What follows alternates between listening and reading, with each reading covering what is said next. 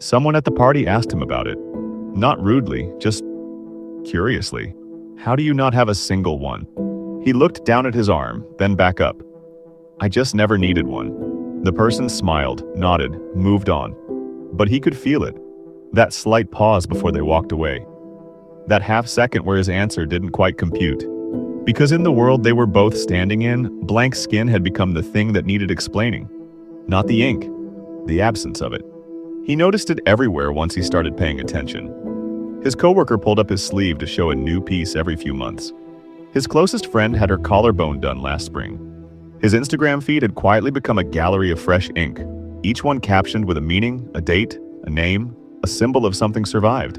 And him, still unmarked, still the same skin he was born into. People didn't say anything directly, they rarely do. But he could feel the assumption settle into the room whenever it came up. There must be a reason. Fear maybe, or he just hasn't found the right design yet. Or maybe he's one of those people, rigid, closed off, uncomfortable with commitment. He had heard all of it, in different voices at different tables, and none of it was right. None of it even came close. The truth was more complicated than any of those easy explanations. And it started much earlier than most people would expect. He was 19 when his college roommate got his first tattoo. The whole group went together, crowded into the doorway of a small studio that smelled like antiseptic and something electric. Watched the whole thing happen. And he remembered standing there, genuinely trying to locate the feeling in himself that everyone else seemed to have access to. That pull, that certainty, that this is mine, this is me, I want to carry this on my body forever. He couldn't find it.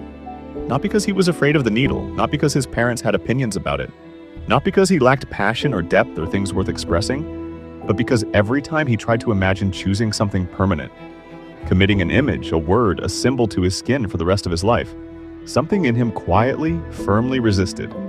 Not with fear, with something more like careful honesty. What if I change?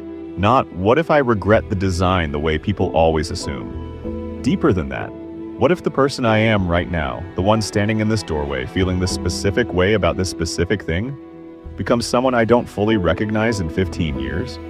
His roommate laughed when he said that out loud. You're overthinking it. Maybe, but he couldn't stop. And looking back now, he understands he was never supposed to. Psychologists have a name for what was happening inside him that evening. They call it future self-continuity, the degree to which a person feels genuinely connected to the version of themselves that exists years from now. Some people feel that connection strongly and naturally. They can picture their future self with clarity, make decisions for them without hesitation. Choose something permanent because they trust that future person will still be recognizably, fundamentally them. He couldn't do that. Not because he lacked imagination, because he had too much of it. He could picture himself at 40, at 50, standing somewhere he couldn't yet name, having been through things he couldn't yet imagine, believing things he hadn't arrived at yet. And none of those versions felt like strangers exactly. But none of them felt close enough to make permanent decisions for. Getting a tattoo for him felt like signing a contract on behalf of someone he hadn't met yet. And that felt unfair, almost dishonest. Like promising something on behalf of a person who hadn't agreed. By his mid-20s, he had a clearer language for it. He was someone who kept rearranging things, his apartment, his career, the beliefs he once held with complete certainty. The version of himself he'd been so sure about at 22. Not out of instability, not out of crisis, but because staying still had never felt like truth to him. Every year he became someone slightly different, not dramatically, not loudly, just quietly, consistently, almost invisibly evolving, shedding old layers, picking up new ones, letting go of things that used to feel essential. Psychologists call this a fluid identity orientation, the deep, lived sense that identity is not a fixed destination, but a moving landscape. That who you are is not something to be declared, but something to be continuously discovered. And for someone like him, always re-editing, always refining, always in conversation with the latest version of himself, a tattoo felt like trying to freeze a river mid-current, to take one moment, one image, one version of meaning that felt true today, and nail it permanently to skin that would keep living, keep changing, keep becoming something new. He didn't resist the art, he respected it too much to do it carelessly, and he respected himself too much to do it dishonestly. But that's not the real reason it went so deep. There was something else underneath all of that, something quieter, something he took years to name.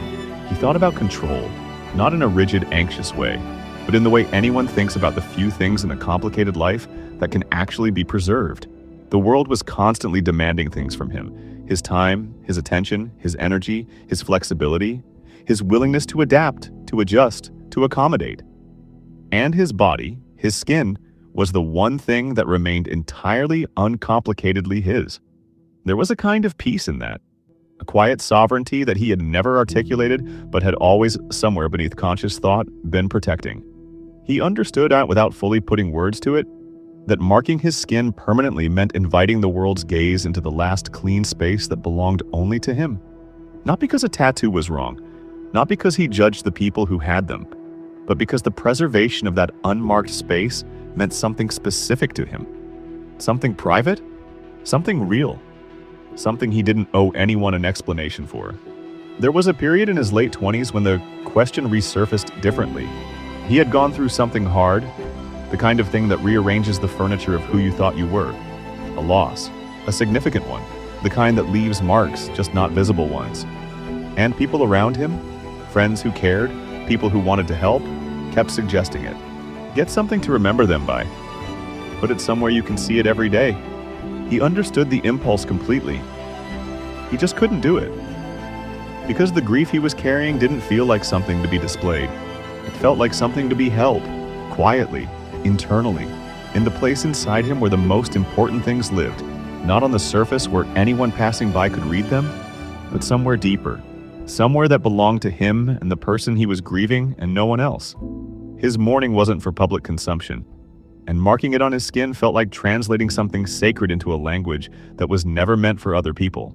He let it live where it belonged, inside, invisible, entirely his. He noticed something else over the years that surprised him. He was deeply, almost inexplicably drawn to people who had them. He'd find himself reading the lines of a stranger's forearm at a coffee shop, pausing too long on an intricate sleeve at a gallery, asking friends about theirs with a genuine curiosity that sometimes startled them. Not with envy, with something more like fascination mixed with recognition. He understood, completely, instinctively, why someone would want to write their story on their skin. To make the invisible visible, to say, this happened to me, this shaped me, I survived this, I loved this, I am not afraid to show you. He understood that desire so well it sometimes ached a little. He just expressed it differently. His stories lived elsewhere, in how carefully he listened when someone spoke, in how he remembered small details about people years after the moment had passed, in the way he chose his words, slowly, deliberately, because he understood that once something is said, it cannot be unsaid. He was a person of interior depth. His skin was blank, but nothing else about him was. What he realized later, slowly, in pieces, over the course of many ordinary evenings, changed the way he understood himself entirely. He was 31, sitting alone, no particular occasion, and he looked at his arms, the unremarkable, unmarked surface of a body that had been through things that would have broken earlier versions of him. And he thought, quietly, without drama, it's not empty. It never was. He was covered in invisible tattoos. Every loss he had absorbed without collapsing. Every belief he had outgrown without bitterness. Every version of himself he had let go of gently, without ceremony, without needing anyone to witness the transition. Every love he had carried in silence. Every fear he had walked through without announcing it. Every moment of transformation that happened not in a studio with a needle, but alone, in the middle of ordinary life, when no one was watching.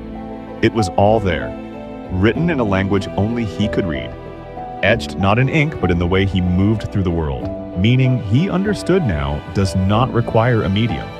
The people who assumed his blank skin meant a blank interior had it exactly backwards. He wasn't unmarked because nothing had happened to him. He was unmarked because everything that happened to him lived somewhere deeper than skin, and he had stopped needing the world to verify that. He didn't need a symbol to remember what he had survived. He just needed to keep surviving it, quietly, consistently, in the only way he knew how. He's at another gathering now. Someone new finds out. Same curiosity, different voice. Really? Not even one? He smiles, genuinely. Not yet, he says, which is true and also in some way completely beside the point. Because whether that skin stays blank for the rest of his life or not, Whether he walks into a studio tomorrow or never, it was never empty. It was never waiting to be completed. It was never a sign of fear or avoidance or an inability to commit. It was just him, making the only choice that felt honest. Choosing every single day how much of himself the world gets to see. Slowly, deliberately, without apology. Some people write their stories in ink.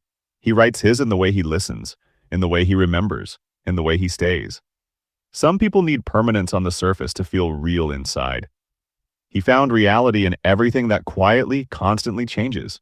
Some people wear their depth where the world can read it.